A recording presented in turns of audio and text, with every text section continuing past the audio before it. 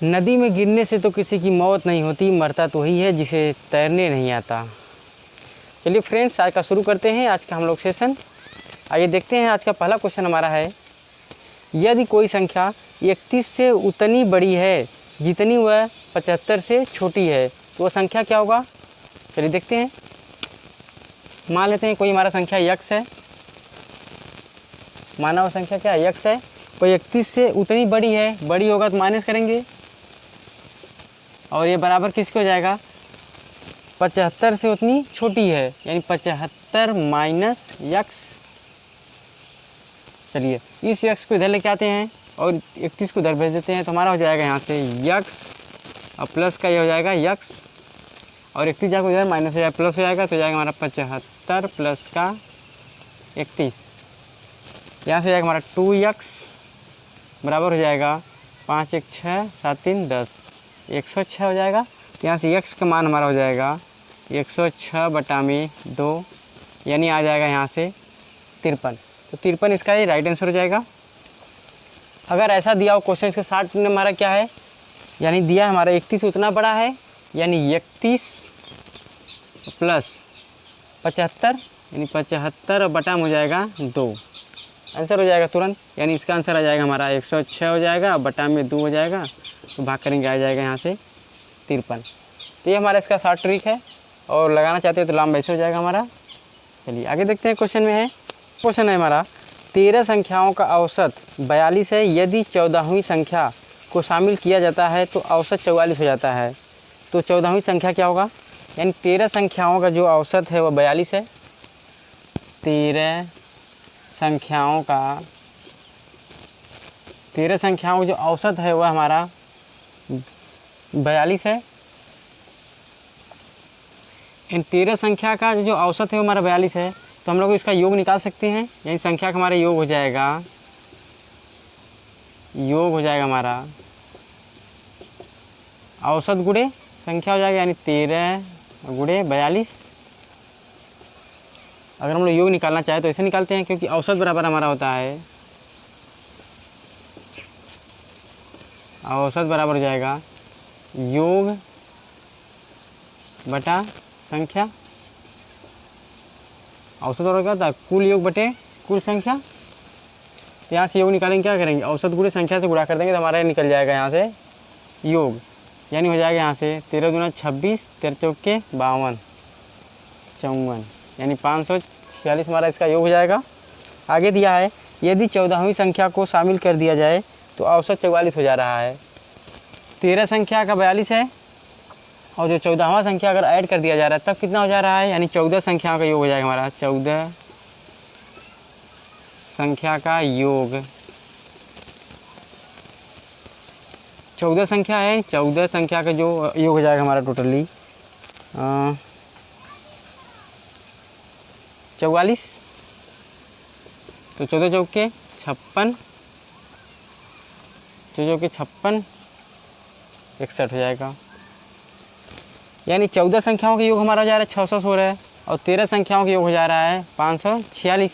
तो दोनों में डिफरेंस कितने का हो जाएगा, वही हमारा 14वीं संख्या होगी, यानी हो जाएगा आंसर 616 माइनस का 546, तो 6 में 6 जाएगा 0 हो जाएगा, और यहाँ से हो जाएगा हमारा 7 4 11, तो हमारा 70 ही राइट आंसर हो जाएगा इसका। क्वेश्चन हमारा 1.8 एवं 3.2 के मध्य समानुपातिक एवं 5 तथा 3 के तृतीय समानुपाती के मध्य क्या अनुपात होगा। यानी दिया है इसमें हमारा 1.8 और 3.2 के मध्य निकालना है, मध्य समानुपात।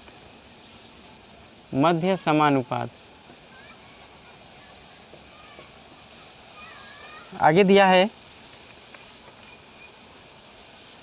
5 तथा 3 यानी 5 और 3 के जो मध्य निकालना है, तृतीय समानुपात है, तृतीय समानुपात। यहाँ दिया है 1.8 और 3.2 के मध्य निकालना है मध्य समानुपात, और 5 तथा 3 के निकालना है तृतीय समानुपात। कैसे निकालते हैं देखिए, अगर हम मान लो कोई संख्या हमारा 3 है यानी ए बी और सी, तो हम लोग समानुपात कितने निकालेंगे, यानी यहाँ पे जाएगा हमारा ए बटा में बी बराबर हो जाएगा बी बटा में सी। ये हमारा बीच का है और ये तीसरा है और ये पहला है। तो अगर हम लोग निकालना चाहें पहले मध्य का, यानी मध्य यानी बी का निकालना चाहेंगे, तो हमारा बी बराबर क्या हो जाएगा, बी स्क्वायर बराबर हो जाएगा यहाँ से ए सी। तो बी बराबर हमारा हो जाएगा यहाँ से करड़ी में ए सी, यानी अगर हम लोग करड़ी में ए और सी गुणा करेंगे तो हमारा निकल जाएगा मध्य अनुपात। और यहाँ का है तृतीय समानुपात, यानी किसकी मान पूछा है, सी का मान पूछा है। तो सी बराबर हमारा क्या हो जाएगा यहाँ से, अगर हम सी का मान निकालना चाहें यहाँ से तो हो जाएगा हमारे यहाँ से बी स्क्वायर बटा में ए हो जाएगा। ये तो हमारा फार्मूला हो गया, ये हमारा हो गया तृतीय समानुपात निकालने के लिए, और ये हो गया मध्य अनुपात निकालने के लिए। चलिए इस पर रख के निकाल सकते हैं हम लोग तुरंत। अगर हम लोग पहले इसका निकालें मध्य अनुपात, तो मध्य अनुपात हमारा हो जाएगा यहाँ से करड़ी में 1.18 और गुणे हो जाएगा 3.2, और दोनों के बीच अनुपात निकालना है तो यानी अनुपाती हो जाएगा। और तृतीय अनुपात हमारा कौन सा है, इसका निकालना है, यानी सी। बी कौन हमारे यहाँ पे 3 है, तो 3 का स्क्वायर हो जाएगा यानी 3 त्रिका 9, और यहाँ से आएगा बटे ए क्या है, तो यहाँ 5 है तो हो जाएगा 5। चलिए इसको हम लोग बाहर निकालते हैं। बाहर क्या आएगा हमारा 2.4 अनुपाती हो जाएगा इसका 5 एकम 5 दशमलव हो जाएगा 5 40। अब देखिए दशमलव यहाँ पे है और यहाँ पे सेम कैंसिल हो जाएगा, बचेगा हमारे यहाँ से 24:18। अगर हम इसको सॉल्व करें तो आएगा हमारे यहाँ से 6 चौके 24 6 त्रिक 18, यानी आएगा 4:3। तो ये हमारा इसका राइट आंसर हो जाएगा। आगे दिया है क्वेश्चन में हमारा शीतल तथा दिव्या की वर्तमान आयु का अनुपात 6:5 है, यानी शीतल है और दिव्या की वर्तमान आयु जो है यानी इस समय जो आयु है उसमें जो अनुपात है 6:5 है। 8 वर्ष बाद उनकी आयु 22:19 के अनुपात में है हो जाएगी, तो दिव्या की वर्तमान आयु पूछा है। चलिए यानी एक है हमारा शीतल है, शीतल हो गई, दूसरी हो गई दिव्या। शीतल की जो वर्तमान आयु का अनुपात है इन दोनों में 6:3 है, सॉरी 6:5 है। आगे कह रहा है कि 8 साल बाद जो हो जा रहा है, यानी 8 साल बाद यानी प्लस लेंगे, अगर पहले कहता तो हम लोग माइनस लेते हैं। 8 साल बाद हमारा हो जा रहा है 22:19, यानी 22:19। पूछा है कि दिव्या की वर्तमान आयु क्या होगी। ऐसे क्वेश्चन में क्या करेंगे हम लोग, पहले इन दोनों में डिफरेंस कितने का है, 22 और 19 में घटाएंगे तो आएगा हमारा 3, और बटे में क्या करेंगे हम लोग, इसका गुणा कर लेते हैं। 19 छक्का 3 गुणा करेंगे, 19 छक्का 114, और इसमें उसका गुणा करेंगे 3 तो हो जाएगा 5 दूना 10, और 5 दूना 10 है 11, 110 हो जाएगा। अब इन दोनों में डिफरेंस कितने का है, तो 4 का है, यानी बटे हो जाएगा 4। हमेशा ऐसे क्वेश्चन वैसे निकालेंगे हम लोग। ये हमारे x का वैल्यू हो जाएगा, और कितना यहाँ पे है 8 साल आगे है तो गुणे 8 हो जाएगा। चलिए 4 दूना 8 और 3 दूनी 6, ये हमारा x का मान आ गया। अब पूछा किसका है, दिव्या का। दिव्या पहले कितना था, इस समय वर्तमान आयु कितना है 5 है, तो क्या हो जाएगा 5 छक्का 30। तो दिव्या की जो वर्तमान आयु हो जाएगा 6 गुणे 5, यानी आएगा यहाँ से 30। अगर यहाँ पूछ दिया होता शीतल का कितना होगा, तो शीतल में क्या है 6 हो जाएगा, 6 छः के 36, यानी शीतल की जो वर्तमान आयु हो जाएगी 6 गुणे 6 यानी 36 वर्ष। अगर यहाँ पे यह भी पूछ दिया जाए कि 8 साल बाद कितना हो जाएगा, तो क्या करेंगे हम लोग, अगर दिव्या पूछेगा तो इसी में 8 जोड़ देंगे, यानी कितना हो जाएगा 38 साल हो जाएगा। और अगर शीतल का पूछे दिया है हमारा एक परीक्षा में 87% छात्र उत्तीर्ण हुए हैं, यानी 87% जो छात्र हैं वो उत्तीर्ण हुए हैं, तथा 2093 छात्र अनुत्तीर्ण हो गए हैं, यानी इतने लोग क्या हुए हैं, फेल हुए हैं। तो परीक्षा उत्तीर्ण होने वाले छात्रों की कुल संख्या कितना होगा, तो परीक्षा उत्तीर्ण कितने किए हैं देखिए, यानी 87%। जो स्टूडेंट है वह पास हुए हैं, इतने लोग पास हुए हैं परसेंटेज में, और कितने लोग फेल हुए हैं, तो फेल हुए हैं 2093, इतने लोग फेल हुए हैं।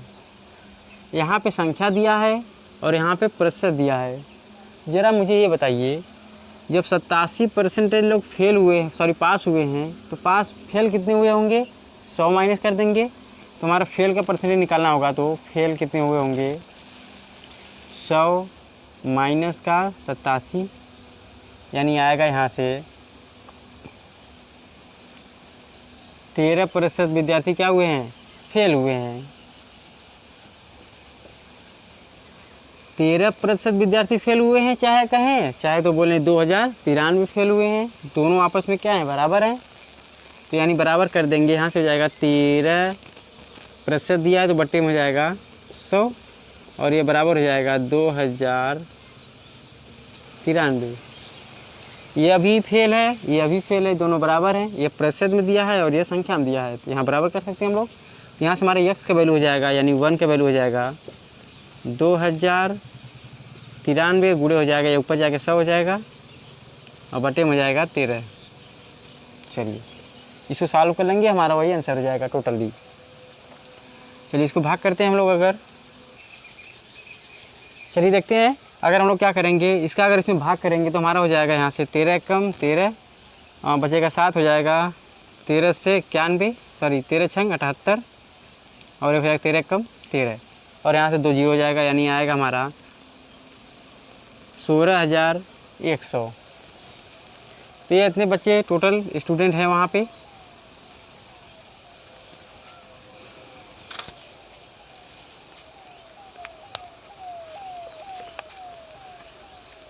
चलिए अगला क्वेश्चन लगाइए आप।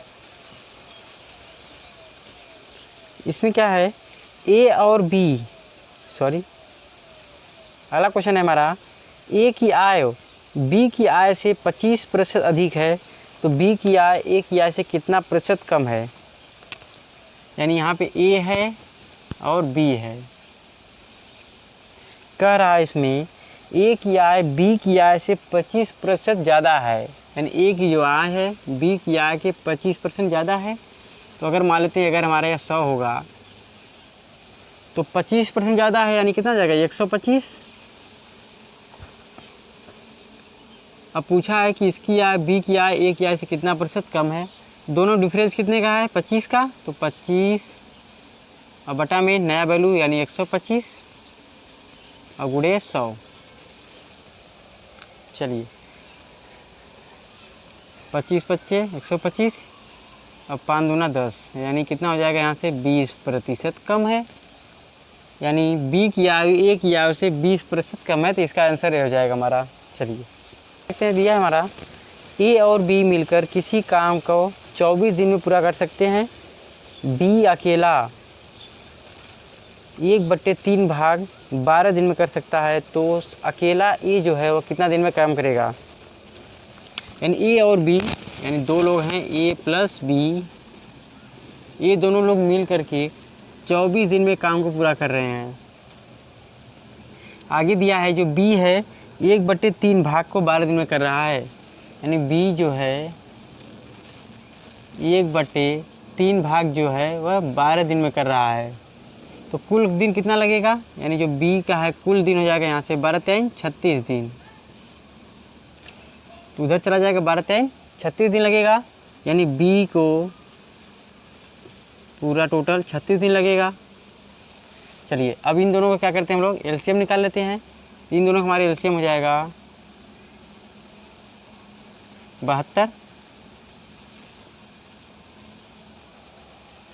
24 और 36 का हमारा लस आएगा 72, यानी चलिए क्या करते हैं, इसका उसमें भाग करेंगे तो जाएगा यहाँ से 24×3 72।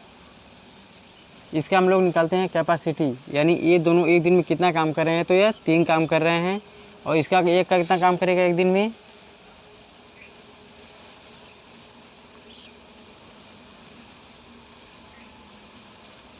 2, 36 गुना 72 हो जाएगा।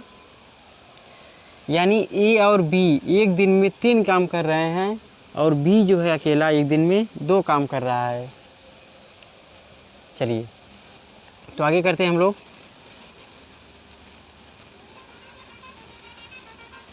ए और बी मिलकर 3 काम कर रहे हैं और बी अकेला जो है 2 काम कर रहा है। ए प्लस बी बराबर हमारा है 3, तो बी के मान यहाँ 2 रख सकते हैं, तो यानी ए प्लस का 2 बराबर हो जाएगा 3, तो ए बराबर हो जाएगा हमारा 1। यानी ए जो है एक दिन में 1 काम कर रहा है, तो कुल काम कितना हमारा है 72 काम है।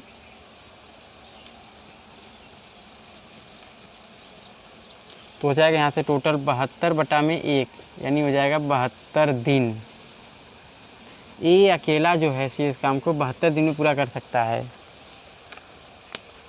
अगर वीडियो अच्छा लग रहा हो तो वीडियो को सब्सक्राइब जरूर कर दें, जिससे कि नोटिफिकेशन आपको सबसे पहले पहुंच सके और ज़्यादा।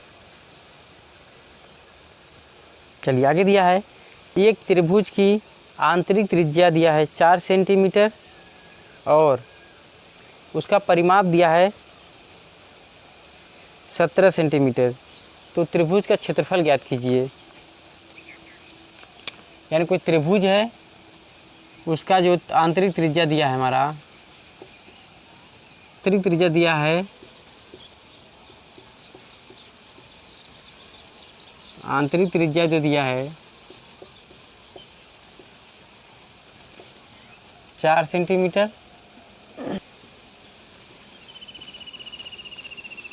परिमाप जो दिया है 17 सेंटीमीटर।